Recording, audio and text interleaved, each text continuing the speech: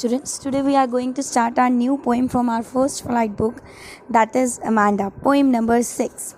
Very interesting poem it is, and written by Robin Klein.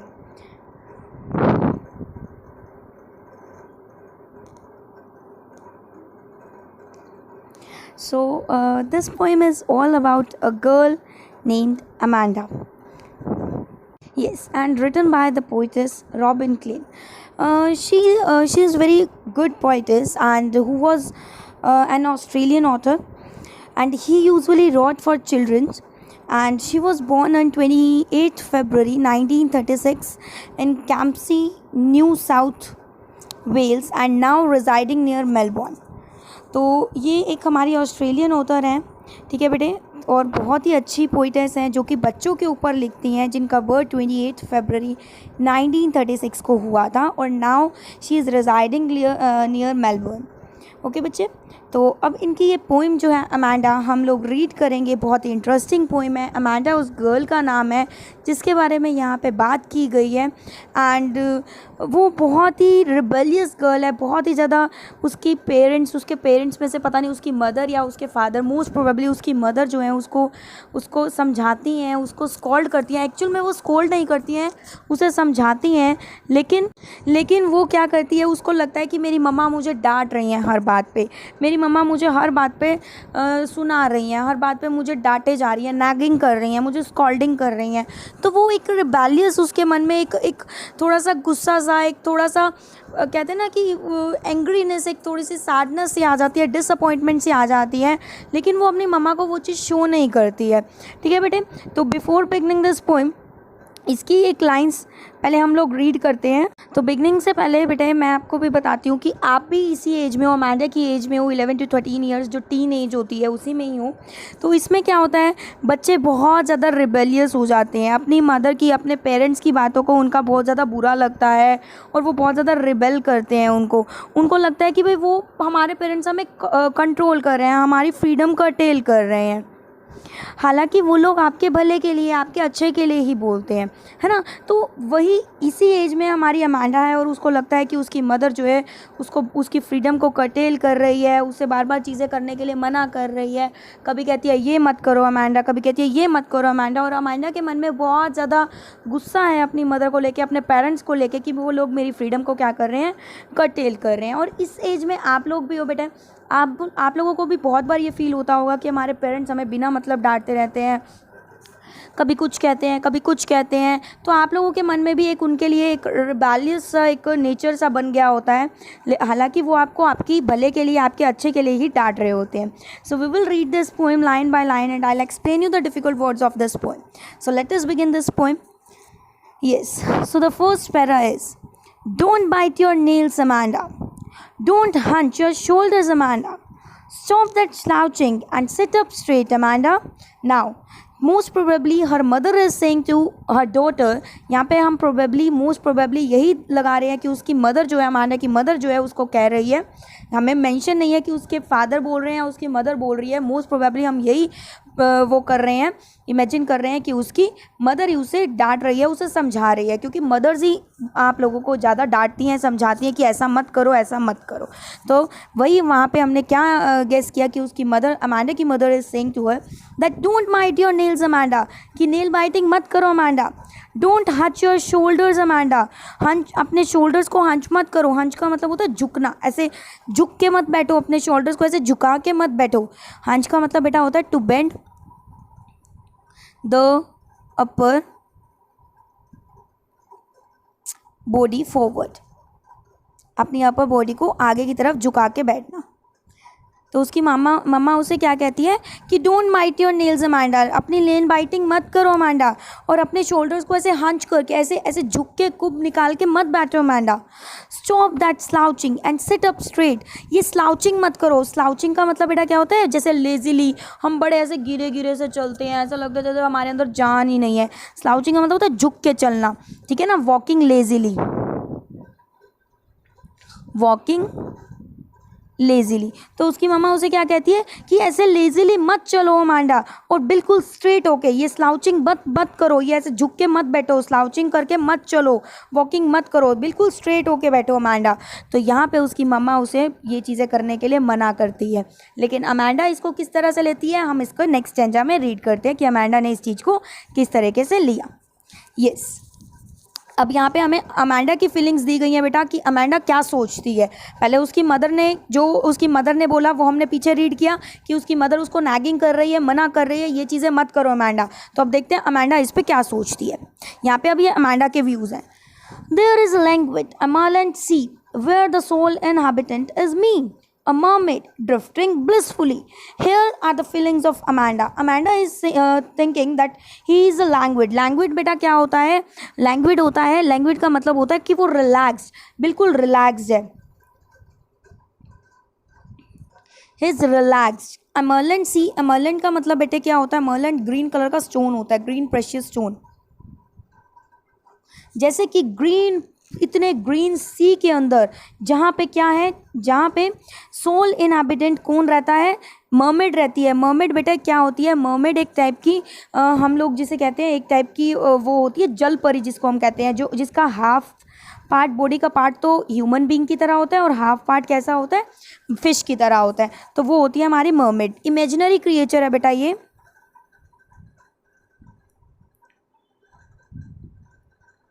Creature. Yes, तो जो Amanda है उसकी feeling क्या है, अमांडा कहती है कि जैसे कि एक मर्मेड सोल इनहैबिटेंट है। सोल इनहैबिटेंट मतलब कि पूरे सी में, इतने वास्ट ग्रीन सी में अकेली रहती है, रिलैक्स रहती है, वो अपने आप को वैसा ही जानती है। वो चाहती है कि मैं भी कैसी रहूँ, बिल्कुल फ्री रहूँ, मुझे कोई भी कुछ ना कहे, ड्रिफ्टिंग ब्लिसफुली। जैसे कि वो मर्मेड अपने ब्लिसफुली आराम से पूरे सी के अंदर घूमती रहती है, तैरती रहती है, फ्लोटिंग करती रहती है, वैसे ही वो अपने आप को कहती है कि मैं भी ऐसी हूँ, बिल्कुल मुझे फ्रीडम मिले, मुझे कोई भी कुछ ना कहे। तो वो अपने आप को क्या इमेजिन कर रही है, वो अपने आप को मर्मेड इमेजिन कर रही है कि मैं क्या चाहती हूँ कि मैं ऐसी हूँ, मर्मेड की तरह हूँ। जैसे कि मर्मेड बिल्कुल लैंग्वेड, बिल्कुल रिलैक्स रहती है एमरल्ड सी के अंदर। एमरल्ड मतलब ग्रीन कलर का जैसे स्टोन, एमरल्ड वैसे ग्रीन कलर का स्टोन होता है। तो जैसे कि ग्रीन सी होता है, उसके अंदर जो मर्मेड होती है बिल्कुल रिलैक्स रहती है और बिल्कुल ड्रिफ्ट, बिल्कुल ब्लिसफुली ड्रिफ्ट करती रहती है, फ्लोट करती रहती है। उसी की तरह वो भी क्या करना चाहती है, ब्लिसफुली उसके अंदर रहना चाहती है, बिल्कुल आराम से, बिल्कुल अकेले रहना चाहती है। तो here are the feelings of Amanda. First stanza में हम लोगों ने पढ़ा था बेटा ये कैसे अमांडा की मदर उसे क्या कर रही है, उसे नैग कर रही है, उसे स्कोल्ड कर रही है। स्कोल्ड क्या, एक्चुअल में उसे समझा रही है कि तुम ये मत करो। लेकिन अमांडा क्या चाहती है, अमांडा क्या चाहती है कि मैं बिल्कुल फ्री रहूँ, मुझे कोई भी कुछ कहने वाला ना हो, बिल्कुल आराम से फ्रीडम में अकेली रहूँ। जैसे कि एक मर्मेड कहाँ रहती है, एक डीप सी में, एक ग्रीन कलर के डीप सी के अंदर बिल्कुल आराम से सोल इनहैबिटेड होती है, बिल्कुल अकेले रहने वाली होती है, वैसे ही मैं रहूँ। ठीक है बेटे, नेक्स्ट स्टैंजा पे आते हैं। अब नेक्स्ट फिर से उसकी मदर उसे क्या बोलती है बेटे, देखते हैं उसकी मम्मा उसको फिर से क्या बोलती है। Did you finish your homework Amanda, did you tidy your room Amanda, I thought I told you to clean your shoes Amanda. अब अगेन उसकी मदर की बात बोली गई है। उसकी मदर उसको दोबारा से क्या बोलती है, क्या तुमने अपना काम ख़त्म किया अमांडा। जैसे कि नॉर्मली आप लोगों की मदर्स आपको बोलती हैं, आपकी एज में आपकी मम्मा आपको बोलती है कि क्या आपने अपना होमवर्क कंप्लीट किया। सिमिलरली अमांडा की मदर उसे क्या बोल रही है कि did you finish your homework Amanda, did you tidy your room Amanda, क्या तुमने अपना रूम टाइडी क्लीन किया अपना room. I thought I told you to clean your shoes Amanda, मुझे याद आ रहा है कि मैंने तुम्हें तुम्हारे शूज़ क्लीन करने के लिए कहे थे, क्या तुमने किए अमांडा। तो फिर से उसकी मदर उसे क्या कर रही है, नैगिंग कर रही है, उसे डांट रही है, उसे समझा रही है। एक्चुअल में अमांडा को क्या लगता है, उसकी मदर उसे डांट रही है, उसे हमेशा टोकती ही रहती है। क्लियर हो गई बेटे बात, आगे देखते हैं। यस, अब फिर से हमारी किसकी फीलिंग आ गई, फिर से हमारी अमांडा की फीलिंग है। यहाँ पे पहले उसकी मदर की फीलिंग थी, उसकी मदर ने जो बोला अमांडा को वो हमने पढ़ा। अब फिर से यहाँ पे अमांडा की फीलिंग आ रही है। अमांडा क्या सोचती है अपनी मदर की बात को सुन के। Yes, I am an orphan roaming the streets. I petted soft dust with my hushed bare feet. The silence is golden and the freedom is sweet. Now here the Amanda's feelings are very much great. Very deep feelings है Amanda की। वो क्या कहती है, मैं एक orphan ही होती इससे अच्छा। तो ऑर्फन कौन होता है बच्चा, ऑर्फन वो लोग होते हैं, वो बच्चे होते हैं जिनके पेरेंट्स नहीं होते हैं। ठीक है ना। तो कहती है मैं इससे अच्छा तो ऑर्फन ही होती, स्ट्रीट में बिना किसी के डांट के, बिना किसी की परवाह के स्ट्रीट में घूमती रहती, रोमिंग करती रहती। I pattern soft dust with my hushed bare feet, और मैं अपने बेयर फीट से, मतलब अपने विदाउट फुटवियर्स, बिना नंगे पैरों से मैं क्या करती, डस्ट के ऊपर, मतलब सैंड के ऊपर क्या बनाती, पैटर्न्स बनाती, डिज़ाइंस बनाती पैरों से अपने।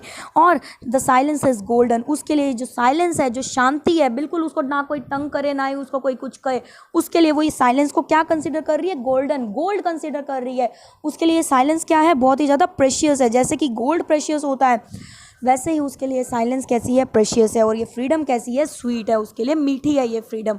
क्लियर हो गई बेटा बात। तो यहाँ पे हमारी अमांडा की कितनी ज़्यादा डीप फीलिंग बता दी गई है। वो क्या कहती है, वो चाहती है कि भाई वो इससे बेटर तो क्या होती, ऑर्फन ही होती, इससे बेटर तो उसके पेरेंट्स ही ना होते, उसके मम्मा पापा ही ना होते, जो उसे कोई भी कुछ ना कहते, और वो ईजिली, बिल्कुल फ्रीली स्ट्रीट्स में क्या करती, घूमती रहती। और स्ट्रीट्स में घूम के, नंगे पैर घूम के, अपने पैरों से सॉफ्ट क्या बनाती, डिज़ाइंस, पैटर्न बनाती रेत के ऊपर। द साइलेंस इज गोल्डन, और साइलेंस उसको क्या लगती है, गोल्डन लगती है, प्रेशियस लगती है। कहती है कोई भी मुझे डांटने वाला ना होता, बिल्कुल शांति होती। और साइलेंस को वो क्या कंसिडर करती है, वो बहुत ही ज़्यादा प्रेशियस कंसिडर करती है। और फ्रीडम को बहुत ही ज़्यादा मीठी, बहुत ही ज़्यादा स्वीट कंसिडर करती है। समझ में आ रही है बेटा बात। वो इतनी ज़्यादा रिबेलियस हो चुकी है, उसको इतना ज़्यादा अंदर से गुस्सा आ चुका है, अंदर से वो बहुत ज़्यादा कहते हैं ना कि बिल्कुल उसका अंदर अंदर बहुत ज़्यादा उसके अंदर कड़वाहट भर चुकी है कि वो क्या होना चाहती है, वो बिल्कुल ऑर्फन बनना चाहती है। वो चाहती ही नहीं है कि उसके पेरेंट्स हों, उसकी लाइफ में इंटरप्ट करें। ओके बेटे, आगे देखिए। अब फिर से उसकी मदर उसको फिर से बोलती हैं, उसको कुछ कहती हैं, उसे डांटती हैं, उसे समझाती हैं। इनफैक्ट अमांडा के लिए वो स्कोल्डिंग है, और उसकी मदर के लिए वो क्या चीज़ है, पेरेंट्स के लिए, एल्डर्स के लिए वो क्या चीज़ है, समझाने वाली चीज़ है, कि वो उन्हें समझा रहे हैं। Don't eat that chocolates Amanda, remember your acne Amanda, will you please look at me when I am speaking to you Amanda.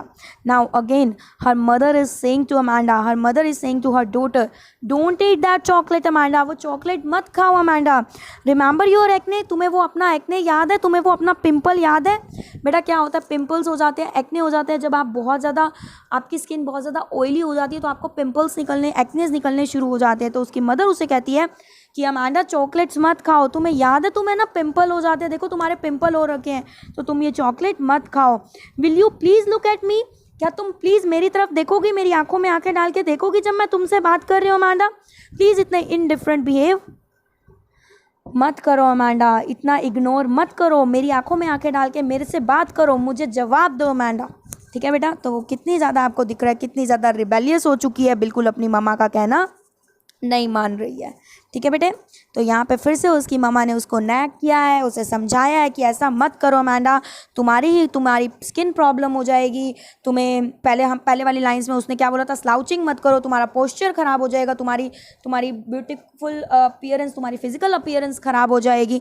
लेकिन अमांडा इस चीज़ को क्या ले रही है, नेगेटिव वे में ले लेती है। जैसे कि आप लोग ले लेते हो, आपको लगता है कि आपके पेरेंट्स आपको ऐसे ही डांटते रहते हैं, हर बार बिना मतलब डांटते रहते हैं, पता नहीं क्यों बोलते रहते हैं सारा दिन, लेकिन वो आपके लिए, आपके भले के लिए ही आपको बोलते हैं। ठीक है बेटे, आगे देखते हैं क्या हुआ। फिर से नेक्स्ट हमारी अमांडा की फीलिंग्स आती हैं बेटा यहाँ पे, कि अमांडा की क्या फीलिंग्स है, अमांडा क्या सोचती है। यस बेटे, आगे अब फिर से हम लोग क्या पढ़ रहे हैं, अमांडा की फीलिंग पढ़ रहे हैं। वो क्या कहती है, I am Rapunzel, I have not a care, life in a tower is tranquil and rare, I certainly never let down my bright hair. अब वो क्या कहती है कि मैं काश एक रेपुंजल की तरह, मैं एक रेपुंजल हूँ।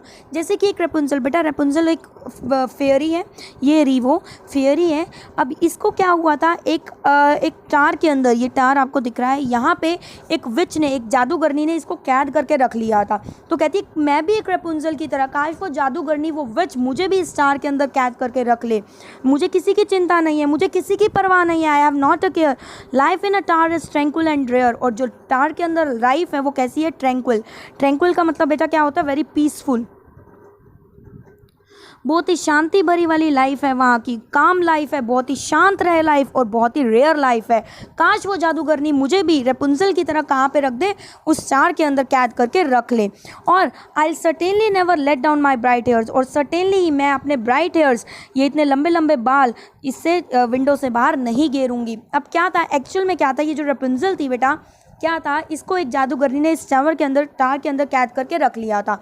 और जब भी अपने ब्राइट हेयर्स को नीचे डाल फेंकती थी, इस विंडो से बाहर नीचे गिरती थी, तो वो जो विच थी वो इसकी हेल्प से ऊपर चढ़ के आ जाती थी। तो यहाँ पे अमांडा क्या कह रही है, अमांडा कह रही है कि मैं अपने ब्राइट हेयर्स कभी भी नीचे नहीं फेंकूंगी, क्योंकि जो मेरी ममा है जो विच के समान है, विच के जैसी है, वो ऊपर नहीं आ पाएगी मेरे पास। तो यहाँ पे अमांडा ने अपनी ममा को किसका क्या कंसिडर कर लिया है, विच कंसिडर कर लिया है। तो आप देख रहे हो कि उसके अंदर कितना ज़्यादा रिबेलियसनेस, कितनी ज़्यादा हेट्रेड आ चुकी है अपने पेरेंट्स को लेके कि वो कितने ज़्यादा बुरे हैं, वो उसको कितने ज़्यादा उसकी फ्रीडम को कर्टेल करते हैं। ठीक है, तो वो क्या कहती है कि I am a Rapunzel, I have not a care, क्योंकि मैं भी चाहती हूँ कि मैं एक रेपुंजल की तरह मुझे वो विच कहाँ रखे, उस स्टार में रखे जहाँ की लाइफ कैसी है, एक ट्रैंक्विल भरी लाइफ है, पीसफुल लाइफ है, काम लाइफ है और बहुत ही रेयर लाइफ है।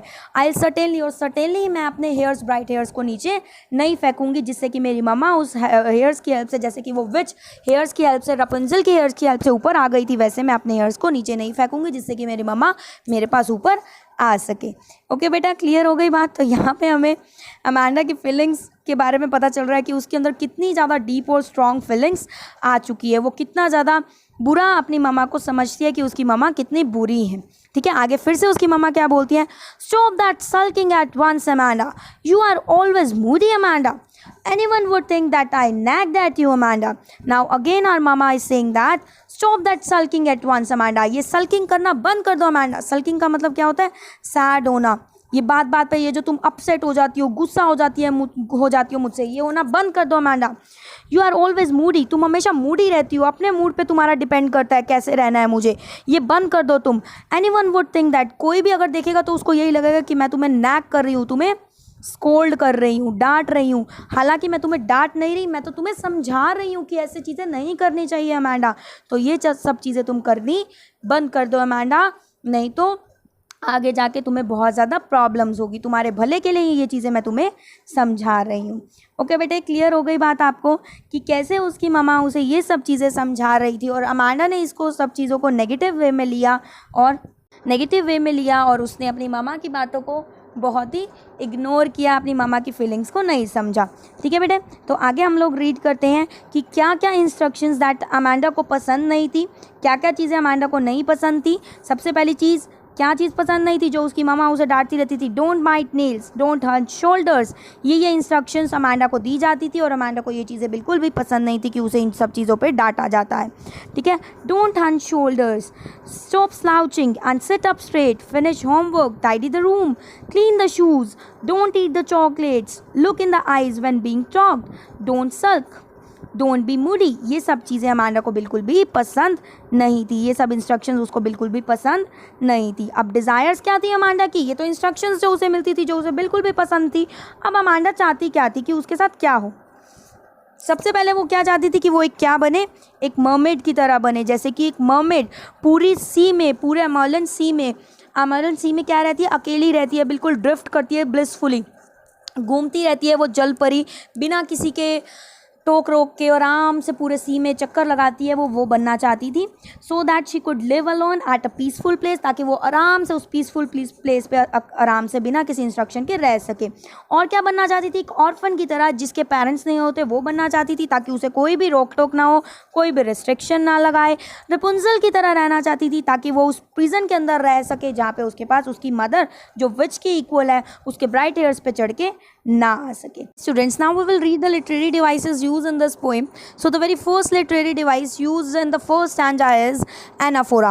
What is anaphora beta? You know that repeated use of the word at the start of two or more lines. एक हमारी दो या दो से ज़्यादा लाइन्स में स्टार्टिंग वर्ड सेम हो जाए, रिपीट हो जाए, सेम हो जाए, तो वहाँ पे हमारी पोएटिक डिवाइस एनाफोरा यूज़ होती है। यहाँ पे देखिए फर्स्ट पैराग्राफ में, don't bite your nails Amanda, don't hunch your shoulders Amanda, दोनों लाइंस किससे शुरू हो रही है, डोंट से शुरू हो रही है, तो यहाँ पे हमारी कौन सी पोएटिक डिवाइस यूज़ होगी, एनाफोरा। नेक्स्ट पोएटिक डिवाइस है बेटा एसोनेंस। एसोनेंस क्या होता है, जब हमारी वॉवल साउंड प्रोमिनेंट होती है। देखिए second line, don't hunch your shoulders Amanda, O and O, यहाँ पे कौन सा साउंड प्रोमिनेंट है, कौन सा वोवल का साउंड प्रोमिनेंट है, ओ वोवल साउंड प्रोमिनेंट है। ठीक है बेटे, नाउ राइम स्कीम पे आ जाइए बच्चे। राइम स्कीम जो हमारी है फर्स्ट, थर्ड और फिफ्थ पैराग्राफ में सेम है, सेकंड, फोर्थ और सिक्स्थ पैराग्राफ में सेम है। फर्स्ट, थर्ड और फिफ्थ पैराग्राफ देखिए बेटा। फर्स्ट पैराग्राफ में Amanda, Amanda straight and then Amanda. First paragraph, और यही थर्ड में, यही फिफ्थ में है। तो ए ए बी ए, तो first third and fifth paragraph में यही राइम स्कीम है।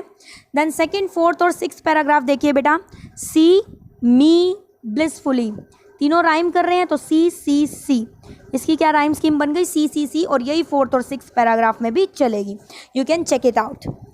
नेक्स्ट हमारी पोएटिक डिवाइस का क्या यूज़ हुई है बेटे, सेकंड पैराग्राफ में देखिए मेटाफर यूज़ हुई है। मेटाफर क्या होता है, जब हमारा इनडायरेक्ट कंपैरिजन हो जाता है। यहाँ पे हमारे सी को अमरलैंड से कंपेयर किया गया है। अमरलैंड क्या है, हमारा ग्रीन कलर का बहुत ही प्रेशियस स्टोन होता है, तो सी को अमरलैंड सी बोल दिया गया है, ठीक है ना। सी को सिमिलर कर दिया गया। सी का कलर कैसे है, जैसे कि अमरलैंड का कलर, अमरलैंड का कलर ग्रीन कलर का होता है, वो स्टोन प्रेशियस स्टोन, वैसे ही सी का कलर बोल दिया गया। तो यहाँ पे हमारी कौन सी पोएटिक डिवाइस है, मेटाफर है। नेक्स्ट पोएटिक डिवाइस है बेटा रिपीटिशन। रिपीटिशन क्या होता है, जब हमारा एक पूरा का पूरा वर्ड रिपीट हो। आपने पूरी पोएम में ही देखा है, अमांडा अमांडा बार बार रिपीट हो रहा है, तो यहाँ पे जहाँ पे भी हो रहा है वहाँ पे रिपीटिशन आएगी। नेक्स्ट हमारी इमेजरी है बेटा। इमेजरी, जब हमारी अमांडा कहती है कि मैं एक मरमेड की तरह ड्रिफ्ट करूँगी ब्लिसफुली, बिल्कुल जैसे कि हमारी मरमेड घूमती है पूरे सी में, पूरे अमरलैंड सी में पूरे ब्लिसफुली घूमती रहती है बिना किसी के रिस्ट्रिक्शन के, वैसे ही मैं घूमूंगी। तो वो इमेजरी क्रिएट कर रहे हैं हमारी पोइटेस जो हैं रॉबिन क्लिन, वो इमेजिन करा रही हैं रीडर्स को। तो यहाँ पे हमारी इमेजरी यूज़ हो गई। नेक्स्ट पोएटिक डिवाइस है बेटा हमारी एलिट्रेशन। एलिट्रेशन क्या होता है, जब हमारा कॉन्सोनेंट साउंड प्रोमिनेंट रिपीट होता हो, वहाँ पे हमारी एलिट्रेशन यूज़ होती है। देखिए फर्स्ट पैराग्राफ की third line, stop that slouching, sit straight, S S, sit भी है यहाँ पे, सिट का एस एंड स्ट्रेट का एस। तो यहाँ पे हमारा कौन सा कॉन्सोनेंट प्रोमिनेंट है, कौन से कॉन्सोनेंट्स की साउंड रिपीट हो रही है, एस की रिपीट हो रही है, ठीक है। नेक्स्ट है हमारी बेटे एल्यूजन। एल्यूजन पोएटिक डिवाइस क्या होती है, एल्यूजन पोएटिक डिवाइस यूज़ होती है जब हम किसी भी वेल नोन पर्सन का नाम यूज़ कर देते हैं, या वेल नोन प्लेस का जिक्र कर देते हैं पोइम में, पोइट्री में। हमारी पोइट्स या पोइटेस कोई भी वेल नोन पर्सन या फिर प्लेस का को यूज़ कर देते हैं, तो वहाँ पे हमारी एल्यूजन यूज़ होती है। यहाँ पे हमारी पोइटेस ने मरमेड यूज़ करी है, रेपुंजल यूज़ करी है, तो हमारी वहाँ पे कौन सी पोएटिक डिवाइस यूज़ होगी, एल्यूजन यूज़ होगी, ठीक है बेटा। मरमेड क्या होती है, मैंने आपको बता दिया था, इमेजरी क्रिएचर है ये। जल परी जिसको बोलते हैं, जिसकी हाफ बॉडी किससे बनी होती है, ह्यूमन बीइंग की बॉडी होती है, और हाफ किसकी होती है, फिश की होती है। तो वेल नॉन इमेजरी क्रिएचर है मरमेड, और रेपुंजल भी। तो यहाँ पे हमारी कौन सी पोएटिक डिवाइस यूज़ होगी, एल्यूजन यूज़ होगी। ओके बच्चे, नेक्स्ट स्टैंजा में देखिए फिर से हमारी एनाफोरा यूज़ हुई है बेटा। कहाँ पे, थर्ड स्टैंजा में, जब हमारे मदर ने, अमांडा की मदर ने बोला, did you finish your work Amanda, did you tidy your room Amanda. तो यहाँ पे डिड यू से स्टार्ट हो रहा है, तो यहाँ पे फिर से हमारी एनाफोरा यूज़ हुई। यहाँ पे राइम स्कीम मैं आपको बता चुकी हूँ, ठीक है। आगे देखिए एसोनेंस। एसोनेंस क्या होता है बेटा, वही हमारा वोवल साउंड रिपीट हो रहा है, वोवल ओ। देखिए thought told you your shoes, thought told, line stanza number 3 की थर्ड लाइन, थॉट ओ, टोल्ड में हो, यू में हो, योर में हो, और शूज़ में हो, ठीक है। फिर हमारी रिपीटिशन अमांडा वर्ड यूज़ हो रहा है। फिर हमारा फिर से यहाँ पे मेटाफर यूज़ हुई है, क्योंकि हमारी अमांडा ने साइलेंस को क्या मान लिया है, गोल्ड मान लिया कि साइलेंस को क्या बोल दिया कि साइलेंस किसकी तरह है, गोल्ड की तरह प्रेशियस है। जैसे कि गोल्ड प्रेशियस होता है, कीमती होता है, वैसे ही साइलेंस भी कीमती है। और फ्रीडम को भी उसने क्या मान लिया, स्वीट मान लिया है, मीठी मान ली है। फ्रीडम क्या होती है, मीठी होती है टेस्ट में, जैसे कि एक स्वीट मीठी होती है, सिमिलरली उसकी तरह। तो यहाँ पे हमारी कौन सी पोएटिक डिवाइस यूज़ हुई है, मेटाफर यूज़ हुई है। ओके बेटे, नेक्स्ट देखिए बच्चे, नेक्स्ट पैराग्राफ में फिर से रेपुंजल का यूज़ किया गया है, एक इमेजिनरी क्रिएचर का, एक फेमस पर्सन का नाम यहाँ पे यूज़ हुआ है। तो यहाँ पे फिर से एल्यूजन आ गई हमारी। राइम स्कीम वही चलेगी, आप वही वाली भी दे सकते हो बेटा जो मैंने आपको बताई थी, सी सी सी करके, ठीक है ना, कोई मतलब नहीं बनता, आप कोई भी अल्फ़ाबेट दे सकते हो बच्चे। नेक्स्ट हमारा है एसोनेंस। एसोनेंस क्या, वही से हमारी वॉवल साउंड ई और ओ देखो यहाँ पे प्रोमिनेंट है, will, you, please, look, O यहाँ पे, ओ यहाँ पे, at me when I am speaking to you, O, ठीक है। और ई भी रिपीट हो रहा है, देखो, please, me, when speaking, okay. तो वोवल हमारा वावल ई और ओ की साउंड यहाँ पे प्रोमिनेंट है। फिर यहाँ पे हमारी कॉन्सोनेंस भी है बच्चे। जैसे कि देखिए कॉन्सोनेंस क्या होता है, जब हमारा कॉन्सोनेंट की साउंड प्रोमिनेंट हो। बच्चे कॉन्सोनेंस और एलिट्रेशन में मैंने आपको पहले भी डिफरेंस बताया था। एलिट्रेशन में हमारे स्टार्टिंग के वर्ड कॉन्सोनेंट होने चाहिए, और कॉन्सोनेंस में स्टार्टिंग में, मिड में, एंड में, कहीं पे भी आ सकते हैं। यहाँ देखिए, I am Rapunzel, I have not care bright hair, यहाँ पे हमारी आर की साउंड देखिए, yes, I have not care, care R, bright R बीच में आ रहा है, यस आर देखिए बेटे यहाँ पे हमारा, यस ये रहा, हाँ आर ब्राइट, आर केयर में आर, ठीक है ना, देख लिया आपने, आर की साउंड क्या है यहाँ पे, प्रोमिनेंट है, ठीक है बच्चे। तो यहाँ पे हमारी कौन सी कॉन्सोनेंट्स आ गई, किसी के बिड में आ रही है, किसी की एंड में आ रही है, हेयर में एंड में आ रही है, ब्राइट में बीच में आ रही है, आर में भी एंड के अराउंड ही आ रही है, ठीक है। तो यहाँ पे हमारी कॉन्सोनेंट्स आ गई। देन फिर से हमारा अमांडा वर्ड बार बार रिपीट हो रहा है, तो यहाँ पे रिपीटेशन फिर से आ गई। ओके बेटा, तो ये थी हमारी पोइटिक डिवाइसेस जो इस पोइम अमांडा में यूज़ हुई हैं। आई होप आप लोगों को ये पोइम अमांडा समझ में आ गई होगी कि कौन कौन सी पोइटिक डिवाइसेस और कैसे यहाँ पे बच्ची का रिबेलियस नेचर दिखाया गया है, ठीक है। एक लास्ट पैराग्राफ रह गया बेटा, इसके अंदर देखिए फिर से हमारी एलिट्रेशन है, stop that sulking, S sound repeat हो रही है, फिर से रेपिटिशन अमांडा यूज़ हो रहा है, और राइम स्कीम वही मैंने जो आपको बताई थी, A एच डाल सकते हो, वो उसने पैराग्राफ के अकॉर्डिंग बेटा एच बोलिए, आप वही A अगर एक पैराग्राफ आता है तो A ही डालोगे आप, ठीक है। पैराग्राफ के अकॉर्डिंग इसने एच कर दिया क्योंकि वो बहुत बारे पैराग्राफ्स आए हैं ना, अल्फ़ाबेट आप डी कर दो, इसको कुछ भी कर सकते हो वैसे तो, ठीक है। तो ये थी हमारी पोइम अमांडा। आई होप आप सभी को समझ में आ गई होगी। समझ में आई हो तो बच्चे लाइक ज़रूर करना, वीडियो को शेयर करना और सब्सक्राइब करना चैनल को। Thank you.